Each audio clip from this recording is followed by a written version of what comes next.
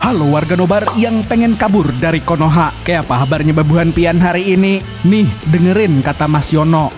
Kacang lali kulite, ayo ponco podo makayo. So, tanpa berlama-lama lagi, siapkan mata, telinga, dan anu-anuan kalian semua. Mari kita nobar dan inilah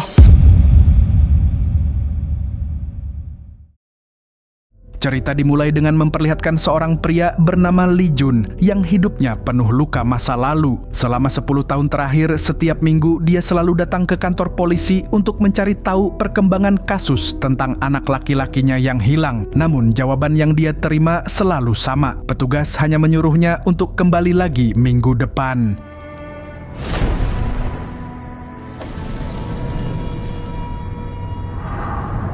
Dan setiap kali menaiki bis untuk pulang, Lee Jun selalu berpesan kepada sopirnya agar keesokan harinya dia diantar kembali ke kota. Rutinitas itu membuat sang sopir geleng-geleng kepala, bahkan menyarankan Lee Jun untuk mengikhlaskan saja karena kemungkinan besar putranya sudah tiada. Namun tekad Lee Jun tetaplah kuat. Dia lalu menggumam lirih bahwa putranya memiliki tanda lahir berwarna merah di sisi kanan lehernya.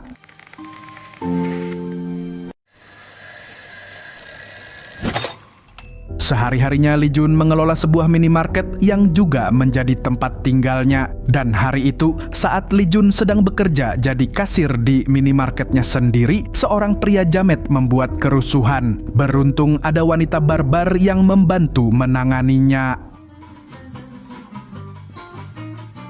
Tak lama setelahnya, seorang polisi lokal bernama Tinan bersama rekannya si Ireng datang untuk berbelanja. Tinan sempat berniat ngebon, tapi langsung batal saat melihat sorot mata Lee Jun yang tampak mematikan. Lalu Tinan berkata bahwa dia sangat ingin diajari jurus kungfu oleh Lee Jun, karena ternyata di balik diamnya Lee Jun sebenarnya dia adalah seorang mantan pasukan khusus Tiongkok yang ahli kungfu. Namun Lee Jun kembali hanyut dalam kenangan 10 tahun yang lalu, yaitu saat dia menunjukkan minimarket barunya yang dilengkapi terowongan bawah tanah. Di sini, istrinya juga memberinya hadiah ulang tahun pernikahan berupa mobil bekas. Akan tetapi, lamunan itu buyar saat tiba-tiba lantai minimarket berguncang hebat seperti diguncang gempa.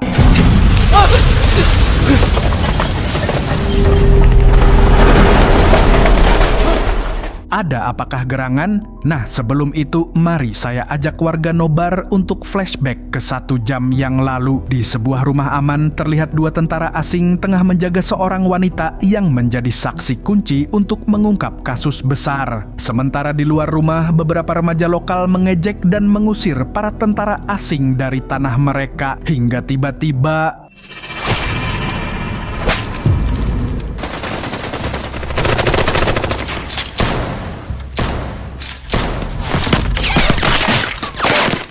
tak disangka-sangka, sekelompok pasukan bercadar yang dijuluki gangster dekil menyerbu rumah aman itu secara membabi buta. Di tengah suasana tegang, salah satu tentara wanita berusaha menolong seorang gadis kecil yang terlihat ketakutan. Namun naas, dia justru menjadi korban selanjutnya.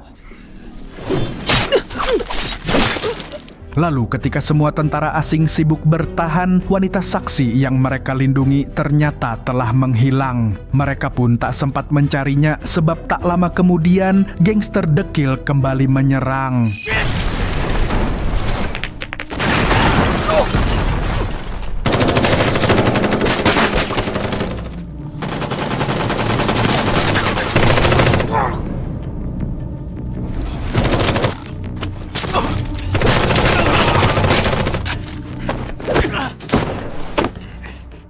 Usai pertempuran brutal itu, komandan dari tentara asing kemudian dibawa untuk menghadap si pemimpin dari gangster dekil, yaitu seorang ketua mafia paling kejam dan bengis yang dipanggil ayah oleh para anak buahnya. Beliau selalu ditemani seorang wanita misterius bernama Ying Tao. Di sini, si tentara asing pun mengatakan bahwa orang yang mereka cari telah melarikan diri, dan tak berselang lama tangan kanan ayah yang bernama Xiu Ji menyerahkan HP karena ada panggilan jalan masuk. Dari seberang, seorang Kai-Kai marah dan menegur aksi gangster dekil yang nekat menyerang komunitas Tionghoa. Namun ayah berkata bahwa dia hanya menginginkan wanita yang memegang rahasia terbesarnya itu, sebab jika dia gagal mendapatkannya maka hidup mereka terancam hancur. Lalu si aki-aki pun memberi sebuah ultimatum, yaitu mereka hanya memiliki waktu 12 jam untuk menemukan target.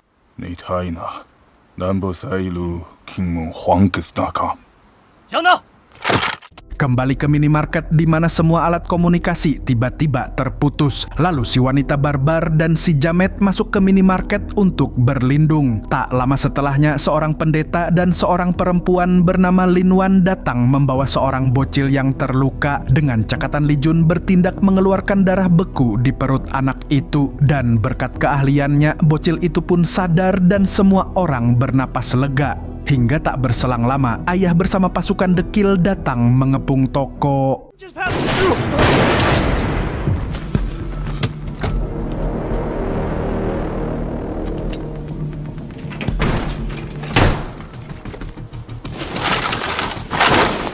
Mereka kesini karena menginginkan Lin Wan yang ternyata adalah orang yang sedang mereka cari-cari. Lantas ayah memberi waktu 3 menit untuk Li Jun CS berpikir. Sementara Lin Wan yang tadinya tampak ketakutan kini justru siap menyerahkan diri dan memberikan chip yang dia bawa kepada Li Jun demi menyelamatkan yang lain. Namun Li Jun menahannya lalu segera menutup rolling door toko.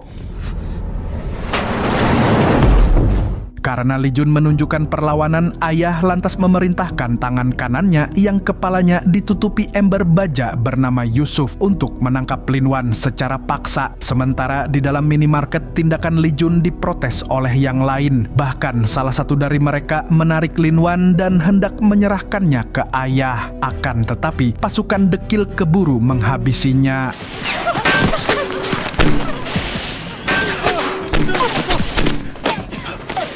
Setelah mengamankan diri, si Jamet terus-terusan membacot dan langsung dibungkam oleh Li Jun. Karena bagaimanapun juga mereka tetap akan mati di tangan gangster dekil. Lalu Li Jun segera menyuruh Tinan untuk mengamankan yang lain di ruang bawah tanah dalam toko itu. Begitu Tinan CS bersiap, Li Jun pun bergerak cepat merakit jebakan sederhana.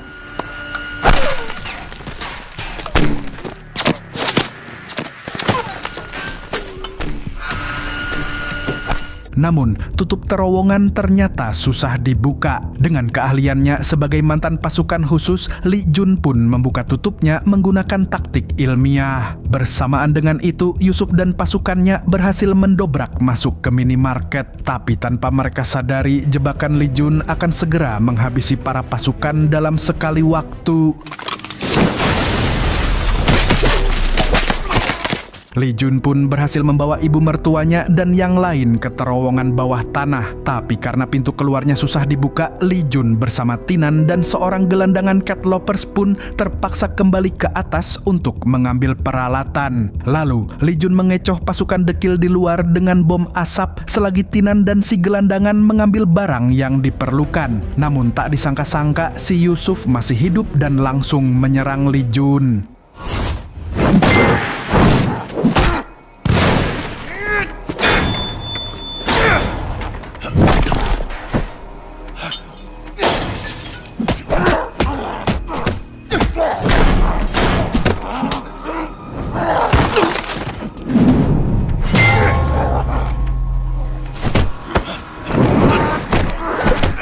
Ketika Li Jun sempat kewalahan menghadapi Yusuf, si gelandangan tiba-tiba muncul dan membantunya.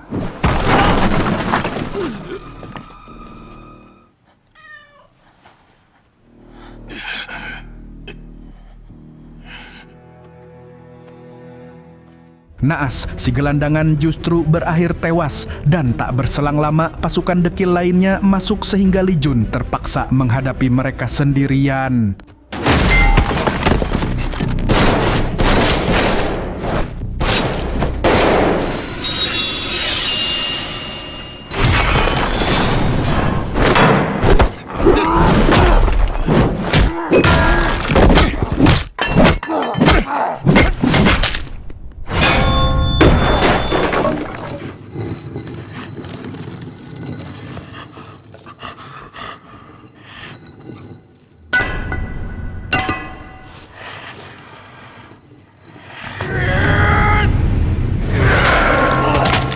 Akhirnya Yusuf yang digadang-gadang sebagai anak buah terkuatnya ayah, kini innalillahi secara tragis di tangan Li Jun.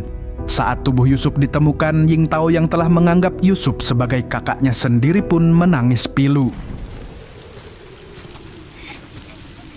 认真当可，是应当应。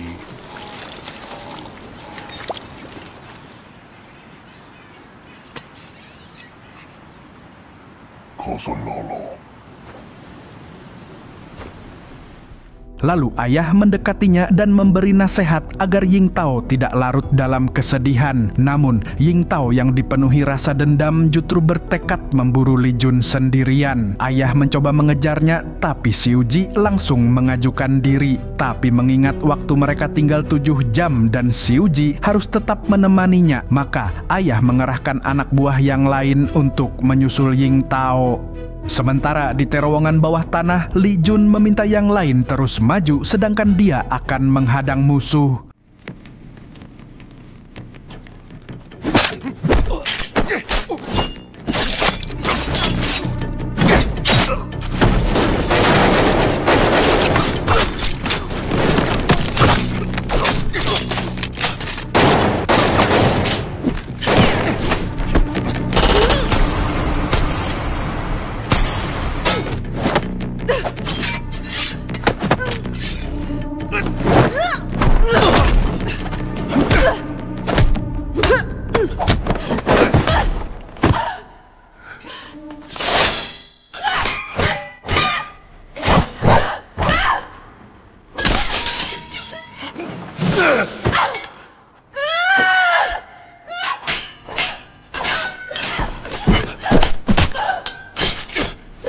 Akan tetapi setelah pertarungan brutal yang berhasil menewaskan Yingtao itu, tiba-tiba akibat dari ledakan dahsyat itu, sebagian terowongan runtuh sementara Li Jun tak sadarkan diri. Lalu di alam bawah sadarnya, Li Jun kembali bermimpi tentang masa lalu, di mana saat itu putranya memberinya hadiah jam tangan yang bisa menjadi alarm. Hal tersebut pun mengingatkan Li Jun agar tidak menyerah sebab waktu masih terus berjalan. Saat alarm itu berbunyi, tiba-tiba Li Jun tersentak bangun. Dengan tubuh penuh luka, dia bangkit dan segera menyusul kelompoknya. Namun sayangnya, saat sampai di pintu keluar, ternyata pintu besi itu terkunci rapat. Di sisi lain, ayah yang menerima laporan bahwa terowongan telah runtuh sontak marah besar. Beliau lalu mengerahkan Xiu Ji beserta pasukannya untuk segera masuk ke dalam dan memburu Li Jun. Sementara itu, di dalam terowongan yang gelap dan sempit, kelompok Li Jun masih terjebak. Di tengah suasana penuh ketegangan, sang pendeta justru berdoa untuk para anggota gangster dekil yang gugur. Tindakannya itu membuat yang lain keheranan. Kenapa orang-orang yang tidak berperi kemanusiaan seperti mereka masih didoakan? Lantas sang pendeta pun menceritakan kisahnya selama mengabdi di kota itu, di mana para pasukan bercadar mulanya hanyalah anak-anak muda yang bertahan hidup dengan mengais roti gratis di gereja setiap minggu. Namun beberapa tahun kemudian mereka kembali dengan wajah ditutupi cadar serta sebuah senjata di tangan. Mereka bukan lagi pengemis kecil yang polos, melainkan prajurit yang telah direkrut untuk membunuh. Dan pemimpin dari anak-anak gereja itu ternyata adalah Xiu Ji. Kenangan getir juga kembali menghantam Li Jun. Dia memimpikan saat tubuhnya penuh luka dan keluarganya terjebak di dalam mobil yang terbakar. Dia menyaksikan semuanya namun tak berdaya untuk menolong. Dia pun hanya bisa menatap dan menyesali takdir saat api melahap orang-orang yang dia cintai.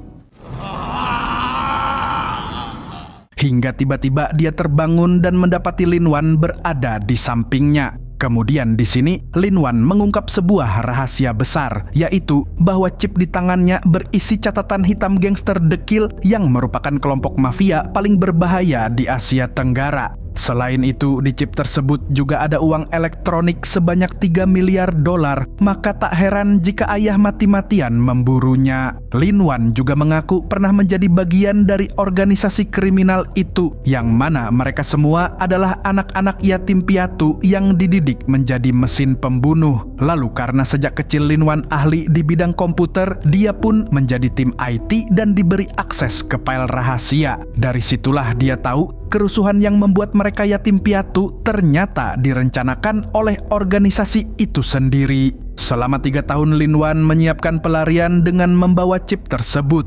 Dan kini dia mau menyerahkan chip itu kepada Li Jun karena khawatir dirinya tidak akan selamat. Tetapi Li Jun menolak dan mengatakan kalau dia hidup hanya untuk mencari putranya. Jadi Lin Wan sendirilah yang harus memastikan chip itu sampai ke tangan yang tepat. Di tengah keputusasaan mereka, hembusan angin dingin menerpa menandakan adanya celah menuju dunia luar. Tinan segera mencari sumber angin itu dan menemukan dinding rapuh yang bisa dijebol.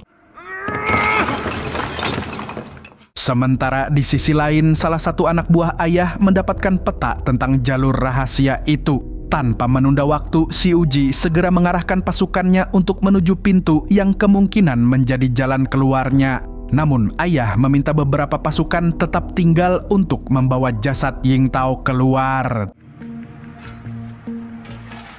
Menjelang pagi, kelompok Li Jun berhasil menemukan jalan keluar melalui cerobong udara sebuah menara. Setelah sekian lama terjebak dalam kegelapan, mereka akhirnya kembali menghirup udara segar. Namun kebebasan itu hanya sesaat sebab tak disangka-sangka.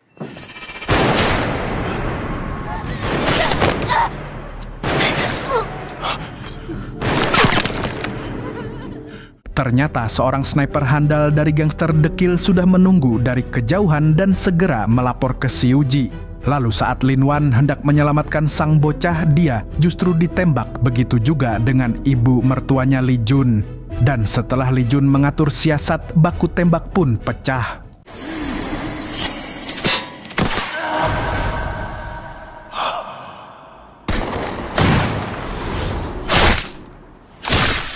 Berkat ketepatan Li Jun dalam menembak, dia pun berhasil menghabisi sniper itu. Lalu dia bersama timnya yang tinggal si pendeta, Tinan, dan Lin Wan buru-buru meninggalkan lokasi. Tak lama kemudian, pasukan ayah tiba di tempat yang sama. Namun Si Uji tak menemukan apa-apa. Lalu di sini si ayah menurunkan cadar milik Joko, yaitu anak buah yang tadi menunjukkan peta terowongan. Hal itu menandai bahwa sekarang kedudukan Joko setara dengan Si Uji. Sementara itu, pandangan Si Uji tertuju pada sebuah gudang tua tak jauh dari sana.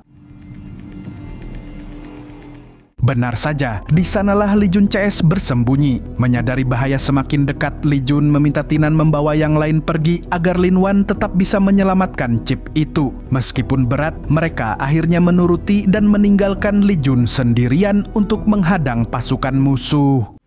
Coba.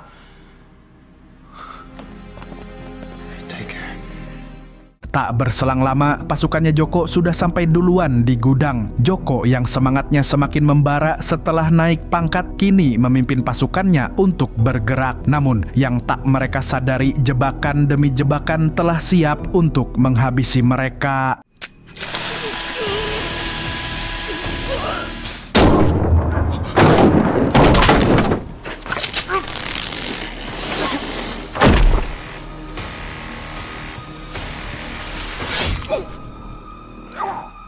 Li Jun pun bertarung mati-matian menghabisi satu persatu pasukan dekil di dalam gudang itu.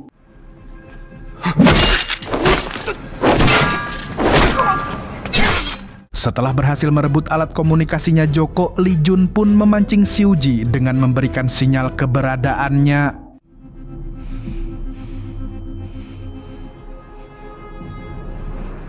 Lantas, beberapa menit kemudian, Si Uji bersama anak buahnya pun tiba di lokasi. Mereka bergerak dengan hati-hati, menyisir setiap sudut gudang yang penuh darah dan mayat rekan-rekan mereka sendiri. Meskipun sudah berhati-hati, mereka tetap tidak lolos dari jebakan Li Jun.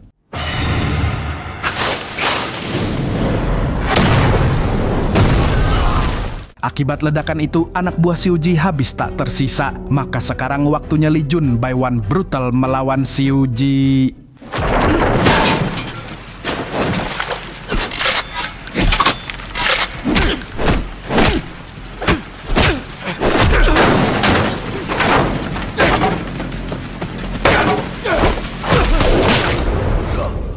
Tak disangka-sangka satu anak buah si Uji masih hidup. Saat Li Jun terpojok, beruntung Tinan, Lin Wan, dan si pendeta tiba tepat waktu. Lalu ketika Li Jun berhasil melumpuhkan si Uji, tiba-tiba alarm jam tangan berbunyi di tengah keheningan. Dan disinilah plot twistnya terungkap, yaitu saat Li Jun melihat tanda lahir berwarna merah di belakang telinga si Uji, persis seperti milik putranya. Seketika tubuhnya melemas, menyadari bahwa saat ini dia bertarung dengan darah dagingnya sendiri. Namun ketika Li Jun lengah, tiba-tiba si Uji menyerangnya.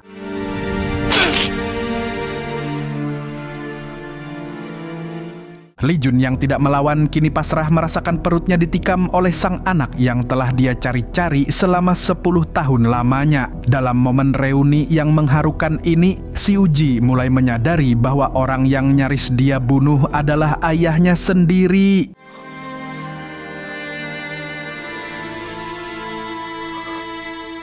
Momen tragis itu segera dirusak oleh kedatangan ayah yang menambah tusukan di perut Li Jun. Dengan dingin, dia memerintahkan si Uji untuk segera menghabisi Li Jun. Namun, si Uji yang sejak awal merasakan ketidakadilan karena ayah terlalu memanjakan Ying Tao, tak disangka-sangka justru melakukan hal ini.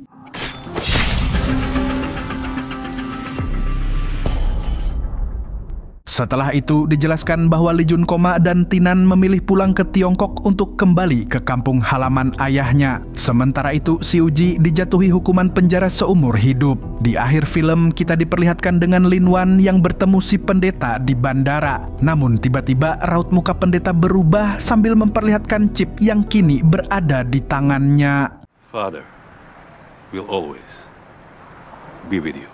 Keterkejutan Lin Wan menjadi penutup, meninggalkan misteri yang tak terjawab. Dan film pun tamat. Buat warga nobar semua, kalau kamu suka Mamang Tobi membawakan alur cerita film yang Asia-Asia seperti ini, jangan lupa pencet tombol like-nya. Dan komenlah, komen.